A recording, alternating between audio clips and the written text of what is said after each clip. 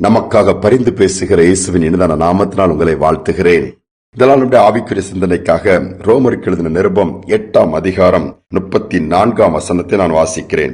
ஆக்கினைக்குள்ளாக தீர்க்கிறவன் யார்? கிறிஸ்துவே மரித்தவர், அவரே எழுந்தும் இருக்கிறவர், அவரே தேவனுடைய வலது பார்சத்திலும் இருக்கிறவர், நமக்காக வேண்டுதல் செய்கிறவரும் அவரே.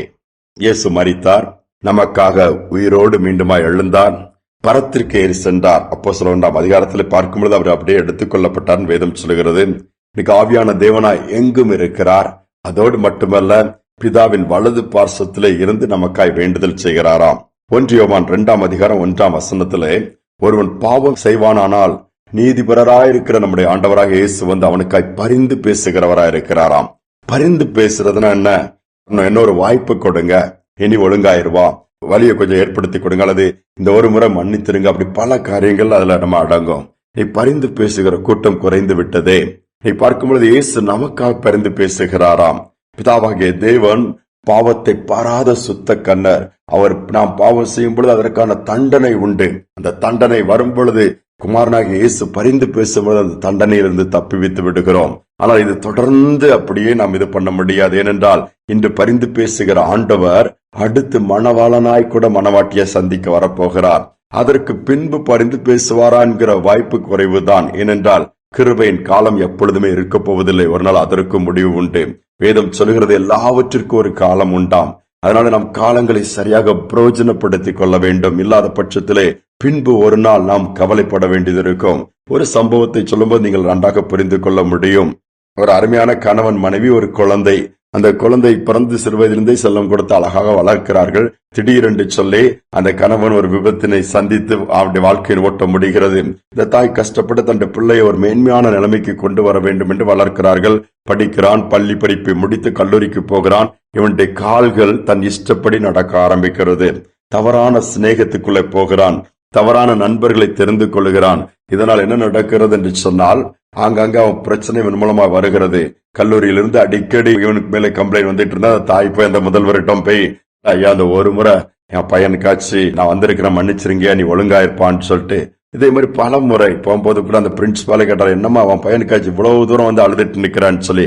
ஐயா அவன் தாயா எதிர்காலம், எனக்கு கணவனும் கிடையாது, அவன் தாயா எல்லாமே, அவன் எப்படியா மாறிவான்னு ஒரு நம்பிக்கை இருக்கியா, அதனால அவனுக்கு ஒருவேளை இன்னைக்கு காலேஜ் விட்டு அனுப்பிட்டீங்கன்னா படிப்பு பாதியில போயிரும், அவன் பாதியில போனா இன்னும் வேற மாறி ஒரு கொலைக்காரனா மாறிடுவான், எனக்கு அப்படிப்பட்ட ஒரு பிள்ளை இருக்கிறான்னு சொல்லி பார்க்கும்போதே அவன் உள்ள எவ்வளவு உடையன்னு சொல்லி அழுவார்களாம். இந்த பிரின்சிபல் அந்த தாயினுடைய கண்ணீரை பார்த்து அறிவிறக்குரிய அனுப்புவாங்களாம்.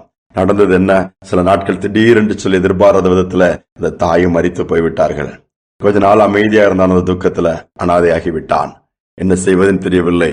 ஆனாலும் திரும்ப அவனுடைய பழைய பாவங்கள், பழைய பொல்லாத காரியங்கள் அவனை விட்டு விலகவில்லை. திரும்ப அதே பழக்கத்துக்குள்ளே போனான், அதே காரியங்கள் போனான்.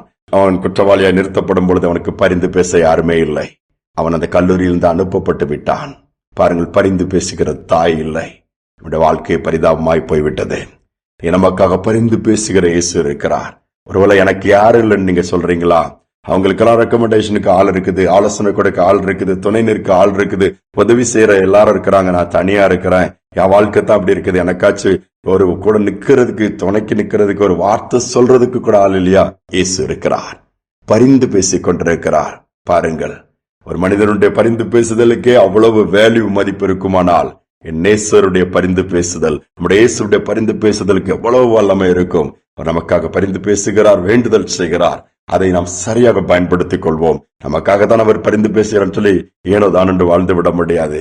இயேசுவை பிரியப்படுத்துவோம், வரும் வாய்ப்புகளை சரியாக பயன்படுத்திக் கொள்வோம், வாழ்ந்திருப்போம், ஆண்டவருடைய நாமம் மகிமைப்படும். ஜெபிப்போமா. எங்கள் அன்பின் பரலோக தகப்பனே, எங்களுக்காக மரித்தீர், எங்களுக்காக மீண்டுமாய் உயிரோடு எழும்பினீர், எங்களுக்காக இன்னைக்கு பிதாவின் வலது பார்சத்துல விண்ணப்பம் பண்ணி பரிந்து பேசுகிறவராய் இருக்கிறபடினால் உம்மை துதிக்கிறோம் அப்பா. அநேக நேரம் நாங்கள் சோர்ந்து போய் விடுகிறோம். எங்களுக்காக பேசுவதற்கு யாரும் இல்லையே, எங்களுக்காக பரிந்து பேசுவதற்கு ஒரு நபரும் இல்லையே, எல்லாரையும் இழந்து நிற்கிறோமே என்று சொல்லி, ஒருவேளை இன்னைக்கு கூட பரிந்து பேசின ஆட்கள் எல்லாம் இழந்து போன நபர்கள் இருக்கலாம், உதவி செய்ய யாரும் இல்லைன்னு சொல்லி புலம்புகிற பிள்ளை பிள்ளைகள் இந்த ஆடியோவை கேட்கலாம். நீர் இருக்கிறீர் என்கிற அந்த நம்பிக்கை இந்த நாளிலே ஏற்படுத்துவீராக. இந்த விசுவாசம் ஒவ்வொருவருக்கும் உண்டாகட்டும் அப்பா. துக்கங்களை மாற்றுங்க.